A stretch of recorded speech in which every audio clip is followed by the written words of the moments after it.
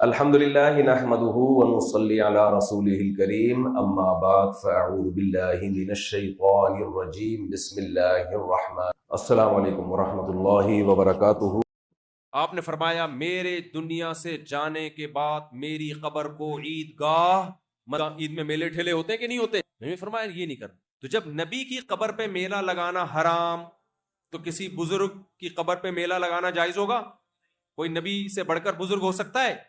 فلانی قبر پہ آج عرس ہے، آج فلانی قبر پہ عرس ہے، آج فلانی قبر پہ عرس ہے، آج فلانی قبر۔ صحابہ کے دور میں دکھاؤ ابو بکر کی قبر پہ کوئی عرس ہوا؟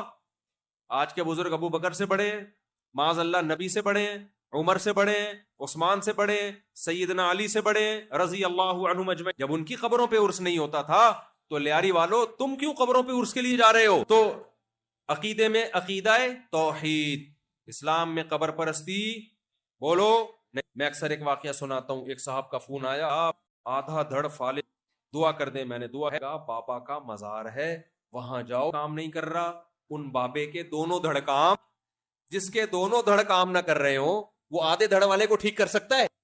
اور اگر کوئی دھڑ کام کر رہا ہے تو قبر میں کیوں ڈالا ان کو؟ مردہ ذرا سا بھی ہل جائے نا، پورا دھڑ تو آپ کسی مردے کو نہلا تھوڑی سی یوں تو اس کی جگہ آپ لیٹے ہوئے ہو، تختے پہ کون لیٹا ہوا ہوگا؟ مردہ آپ نہلا رہے ہو مردے کو، بس اس نے آنکھ مار، پروگرام بڑھ گیا کہ نہیں بڑھ گیا؟ بھائی مر گیا آدمی، یہ تو ہل گیا۔ تو خیر بھائی، مسجدیں ہیں حال لیے، قبر والا تو خود دعا کا محتاج ہے کہ اس کی دعا، اس کے لیے اللہ سے دعا کی جائے کہ اللہ اس کی بخشش کرے۔ آپ ان سے جا کے مرادیں مانگ رہے ہو، یہ بابے ہمیں کیا کریں گے؟ ٹھیک کریں۔ تو جلدی جلدی بات کو سمیٹ کے ختم کرتا ہوں۔ عقیدہ کیا کرنا ہے؟ توحید۔ قبروں جب اللہ پہنچائے گا نا، سمجھ رہے ہو، اس سے پہلے اگر قبرستان جانا ہے تو آخرت کی یاد تازہ جا کے دیکھا کرو۔ پہنچ گئے، کوئی قاری صاحب تھے، چھٹی، ان بچے ہوتے ہیں مدرسوں کے بڑے شرارت، بچوں نے بولا، تو ایک بچے نے کہا میں بیمار، یا اہل القبور، ایک بچہ قبر، قاری صاحب گزرے، السلام علیکم یا اہل القبور، آواز ماری، وعلیکم السلام، بھائی عبد الغفور، قاری صاحب بے ہوش ہو گئے۔ قاری صاحب کیا ہو گئے؟ بے ہوش۔ بچے نے کہا ہو گیا۔ تو جب قبر میں جانا ہوگا، بولو، اگر قبروں پہ جا کے مرادیں مانی ہیں تو قبر میں جا کے حساب ہمارا بہت برا انجام ہوگا۔ تو ہاں، میں آ رہا تھا اس پر کہ دیکھو عقیدہ ہم نے کون سا رکھنا ہے؟ وہ عقیدہ جو پیغمبر صلی اللہ علیہ وسلم نے ہمیں بتایا۔ تو پیغمبر نے ہمیں کیا بتایا؟ ایک خدا ہے یا بہت زیادہ؟ وَلَئِن سَأَلْتَهُم مَّن خَلَقَ السَّمَاوَاتِ وَالْأَرْضَ، بھائی بتاؤ کتنے خدا ہیں، کس نے آسمان و زمینوں کو بنایا؟ کہتے تھے ایک اللہ، ایسے اشارہ کر کے کہتے کتنے؟ ایک اللہ۔ تو اس کا مطلب پھر تو مسئلہ یہ نہیں تھا کہ وہ ایک خدا کو یا ایک گاڈ کو مانتے تھے، ایک گاڈ ہے، لیکن پھر وہ کہتے تھے ان بتوں کو بھی کچھ اختیارات، بزرگوں کی مورتیاں ہیں، یہ بزرگ لوگ گزرے ہیں، بڑے بڑے بزرگ، ان کی مورتیاں ہیں۔ تو جیسے حکومت کچھ کام خود کرتی ہے، کچھ پروٹوکول وزیروں کو دے دیتی ہے، اختیارات دے دیتی ہے، ہمیں جب پانی لیاری میں چاہیے ہوتا ہے تو ہم ڈائریکٹ وزیر اعظم کے پاس جاتے ہیں، یہ علاقے کے جو بھی علاقے کا بڑا ہے اس کے پاس جاتے ہیں، ظاہر علاقے کے بڑے کے پاس جاتے ہیں کیونکہ وزیر اعظم نے اس کو اختیار دیا ہوا ہوتا ہے۔ تو کہتے ہیں بھائی اللہ نے بھی بہت ساروں کو اختیار دیے ہوئے ہیں۔ تو اسلام آیا ہے، اس میں یہ بتایا ہے کہ نا نا نا نا نا، اللہ نے کسی کو کسی قسم کا اختیار نہیں دیا، سارے اختیارات کس کے پاس ہیں؟ اللہ کے پاس ہیں۔ لہذا وَمَن يَدْعُ مَعَ اللَّهِ إِلَٰهًا آخَرَ إِيَّاكَ نَعْبُدُ، اے اللہ ہم صرف تیری عبادت کریں گے، وَإِيَّاكَ نَسْتَعِينُ، مدد صرف کس سے مانگیں گے؟ تجھ سے۔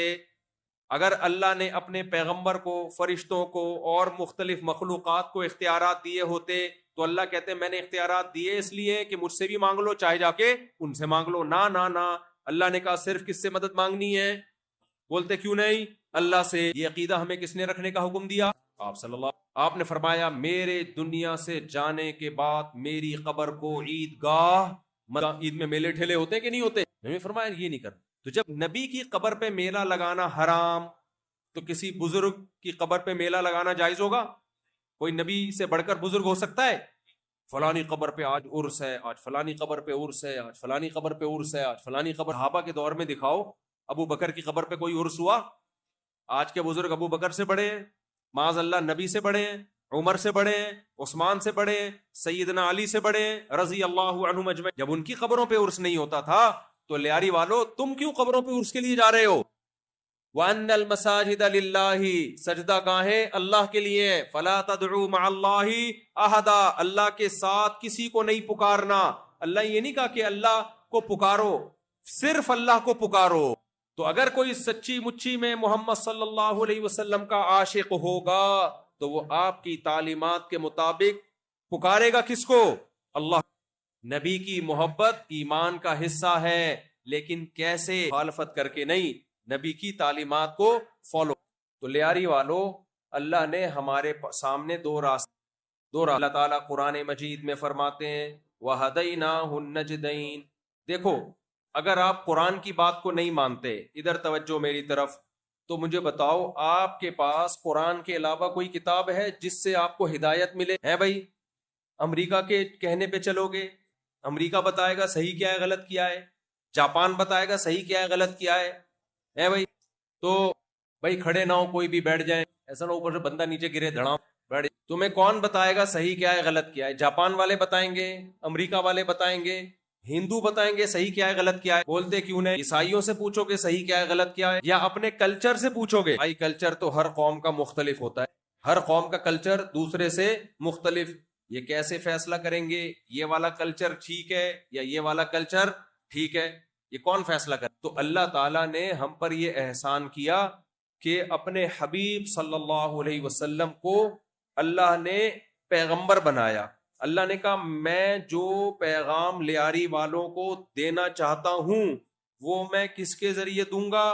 محمد صلی اللہ علیہ وسلم کے ذریعے۔ جتنے پیغمبر محمد صلی اللہ علیہ وسلم سے پہلے آئے مخصوص قوموں کی طرف آئے، لیکن اللہ نے نبی صلی اللہ علیہ وسلم کو لیاری والوں کے لیے بھی بھیجا ہے۔ ہر قوم کا آدمی آپ پر ایمان لے کر آیا ہے۔ ہمارے نبی صلی اللہ علیہ وسلم عربی تھے، آپ پر ایمان لانے والوں میں سلمان فارسی رضی اللہ عنہ بھی تھے، حالانکہ وہ پرشین تھے۔ آپ پر ایمان لانے والوں میں حضرت بلال حبشی بھی تھے، تو آپ پر ایمان لانے والے بلال حبشی بھی تھے۔ اگر میرے بھائی محمد صلی اللہ علیہ وسلم مخصوص لوگوں کے پیغمبر ہوتے، قوم کے پیغمبر ہوتے، تو حضرت سلمان فارسی جو ایران کے تھے، صحابہ ان کو جنگ میں کمانڈر نہیں بناتے۔ آپ اپنی قومیت کی جنگ لڑتے ہو تو دوسری قوم کے آدمی کو لیڈر بنا سکتے ہو؟ ہے بھائی؟ دیکھو نبی صلی اللہ جب ایران پہ حملہ ہوا ہے نا، اسلام کے لیے جب جہاد ہوا ہے، تو ایران پہ حملے کے لیے فارس سے لڑائی تھی، امیر بنایا صحابہ نے حضرت سلمان فارسی کو، جو ایرانی فارسی باندھ۔ تو حضرت سلمان فارسی نے جتنے فارسی لوگ جن کے خلاف آپ نے لڑنا تھا ان کو دعوت دی۔ اسلام میں حکم ہے جہاد سے پہلے ان کو دعوت دو، ہو سکتا ہے بغیر جنگ کے ہی مسلمان ہو جائے۔ تو حضرت سلمان فارسی رضی اللہ تعالی عنہ نے کیا دعوت دی؟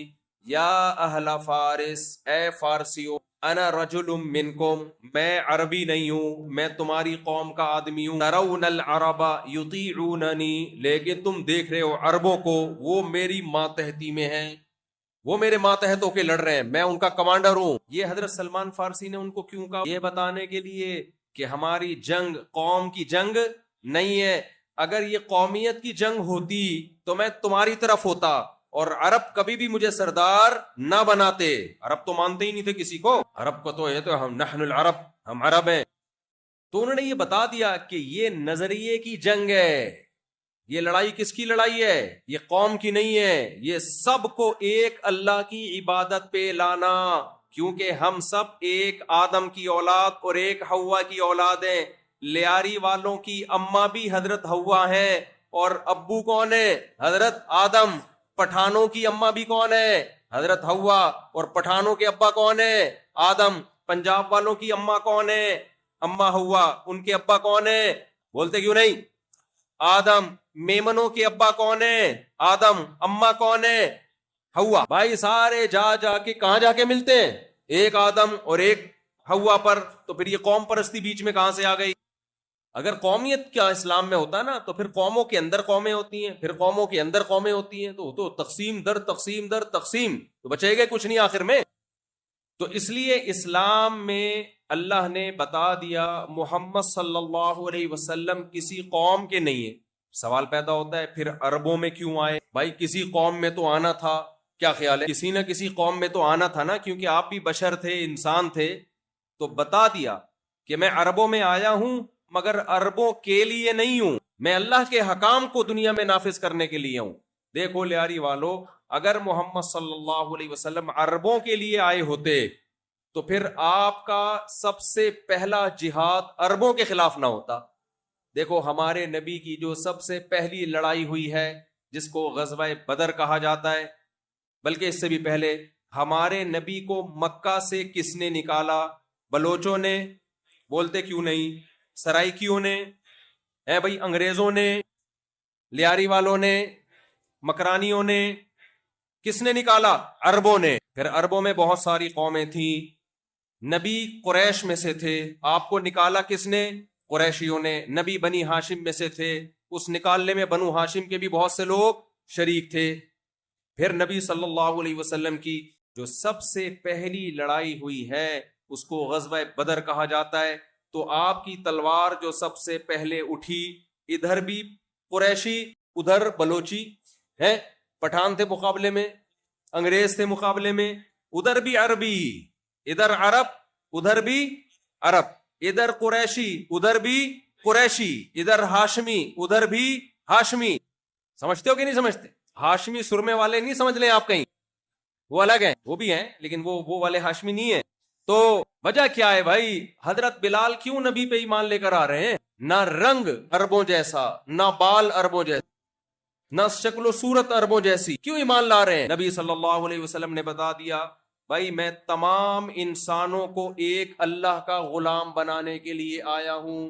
اور پھر ہمارے صرف یہ دعوت دی نہیں، آج بہت سارے لیڈر ہیں بڑی بڑی باتیں کر کے جاتے ہیں، میں یوں، خود جو ان کا لائف اسٹائل ہوتا ہے اور خود جو ان کے دعوے ہوتے ہیں اس پہ پورے نہیں۔ سیاسی لیڈر بعض ساروں کی بات نہیں کر رہا میرے بھائی، بعض دفعہ کیا کرتے ہیں، لے کے جائیں گے آپ کو، آج یہ کر دیں گے، یوں کر دیں گے، تھوڑا سا مقابلہ ہوتا ہے، لیڈر مارکیٹ سے شارٹ، سب سے پہلے کون شارٹ ہوتا ہے؟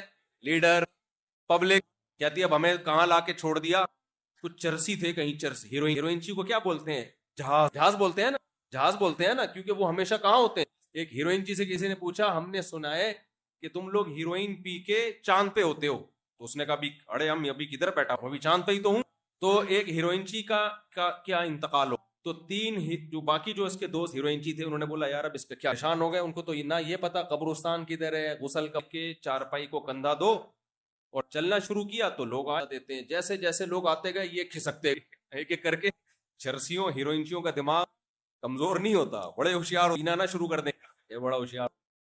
تو کیا ہوا، جنازہ کی چارپائی جا رہی ہے، لوگ آتے، اب لوگ جا رہے، قصبہ ختم ہو گیا، لوگ بولنے بھائی اس کو ٹھکانے کدھر لگائیں، کس کا ہے یہ؟ تو بعض سیاسی لیڈر کیا کرتے ہیں میرے بھائی، پبلک کو ایک جنگ میں ڈال دیتے، ہم نعرے بازی لگا کے ان کے پیچھے جاتے ہیں، اس کے بعد وہ پتلی گلی سے بھاگ جاتے ہیں، ہم لاوارث کھڑے ہوتے ہیں، آپس میں لڑ رہے ہوتے ہیں، وہ ایسا، وہ یہودی، وہ قادیانی، وہ فلانا، وہ ڈمکانا۔ ارے بھائی ان سیاسی لیڈروں کے پیچھے آپس میں ایک دوسرے کی گردنیں کیوں مار رہے ہو؟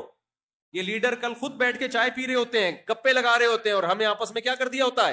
لڑوا دیا۔ تو لیڈر کے پیچھے جاؤ، میں منع نہیں کر رہا، سیاست میں کوئی کسی کو ووٹ دیتا ہے، کوئی کسی کو ووٹ دیتا ہے، دو، جس پارٹی کو آپ اچھا سمجھتے ہو اس پارٹی کو جوائن بھی کرو، اس کو ووٹ بھی دو، لیکن اس پارٹی کی خاطر اپنے رشتوں کو اور اپنی دوستیوں کو خراب بولو مت کرو، کیونکہ یہ بعد میں بیٹھ جاتے ہیں آپس میں، قوم کے وسیع تر مفاد میں گلے بھی مل رہے ہوتے ہیں، ہم ایک دوسرے کو بلا بلا کہہ کے۔ تو نبی صلی اللہ علیہ وسلم اللہ کی طرف سے بھیجے گئے لیڈر تھے، مقتدا تھے، رہبر تھے۔ پیغمبروں کی دعوت کیا ہوتی ہے؟ ما اريد ان اخالفکم الى ما انہاکم عنہ، جو باتیں میں تم سے کہہ رہا ہوں میں خود اس کی مخالفت نہیں کروں۔ ہمارے نبی نے ہمیں جو آرڈر دیا خود اس پہ دگنا عمل کیا۔ ہمیں نبی نے آرڈر دیا رمضان کے روزے رکھو، اللہ کا حکم ہے، نبی نے شوال کے بھی رکھے، ایام 20 کے بھی رکھے، پیر جمعرات کے بھی رکھے۔ اور پھر امی عائشہ فرماتی ہیں جب آپ روزے رکھنے پر آتے اتنی کثرت سے رکھتے کہ ایسا لگتا تھا کہ اب کبھی ناغہ ہی نہیں ہوگا، زندگی روزوں میں ہی گزرے۔ ہمیں نبی نے حکم دیا صبح صادق بے آفتاب، خود نبی نے 24 گھنٹے۔ صحابہ نے عرض کیا یا رسول اللہ ہم بھی رکھیں گے؟ آپ نے فرمایا ایکم مثلی، تمہارا حوصلہ میرے جیسا نہیں ہے، رحم کرو اپنی جان۔ آج پیر صاحب کیسے ہوتے ہیں؟ مریدوں کو تو بڑے زبردست پیکج دے رہے ہوتے ہیں، خود وہ ایک پیر صاحب جو تھے نا لوگوں کو سمجھا اور دال کھایا کرو، اور یہ کھایا کرو اور کدو کھایا کرو، لوکی کھایا کرو۔ ایک دن وہ کسی کے ہاں دعوت میں چلے گئے، کدو تھے، پیر صاحب بہت سادہ ہیں، کے لیے کیا ہونا چاہیے؟ تو پیر صاحب کو آ کے کہنے لگا، پیر صاحب آپ کو آپ کو کدو شریف کھلاؤں یا لوکی شریف؟ اس نے کہا کوئی بے غیرت سا مرغا کھلا، شریف کیا کھلا دے تو، شریف وریف چھوڑ بے غیرت۔ تو مرغے بھائی کہتا ہے کمبخت جان غیرت پہ سمجھوتا، مرغے بھی بڑے ہوشیار ہوتے ہیں۔ خیر، تو نبی صلی اللہ علیہ وسلم کہا میں آنا بڑے زیادہ فالو کس کو کرنا ہے؟ محمد صلی اللہ علیہ وسلم کو۔ ہمارے سب سے خیر خواہ کون ہے؟ محمد صلی اللہ علیہ وسلم۔ نے یہ نہیں دیکھنا کہ انگریز ہمیں کیا کہتا ہے، ہمارے ماں باپ ہمیں کیا کہتے ہیں۔ ماں باپ کی بھی ماننی ہے اللہ کی وجہ سے، ہماری سوسائٹی کیا کہتی ہے، کلچر کیا کہتا ہے، نا نا نا نا نا۔ ومن احسن من اللہ حدیثا، اللہ سے زیادہ، ومن اصدق من اللہ حدیثا، اللہ سے زیادہ سچی بات کس کی ہو سکتی ہے؟ تو ہمارے نبی نے عمل کیا۔ میدان جنگ میں جب جہاد کا حکم دیا، صحابہ کہتے ہیں سخت گھمسان کی جنگوں میں ہم نبی کی آڑ لیا کرتے تھے۔ سمجھ رہے ہو کہ نہیں سمجھ رہے؟ غزوہ احد میں جب صحابہ کرام کو قص ہوئی، نبی صلی اللہ علیہ وسلم کے قدم پیچھے نہیں ہٹے۔ ہمارے بہت سے سیاسی لیڈر، جنگ نہیں ہوتی، خالی لاٹھی چارج ہوتا ہے، تو مارکیٹ سے شارٹ۔ تو ایک محمد صلی اللہ علیہ وسلم کی شخصیت ایسی ہے، النبی اولا بالمؤمنین من انفسہم، اللہ کہتے ہیں تم اپنے اتنے خیر خواہ نہیں ہو جتنے محمد صلی اللہ علیہ وسلم تمہارے خیر خواہ ہیں۔ اور آپ صلی اللہ علیہ وسلم جو پیغام لے کر آئے وہ آپ کا، بولو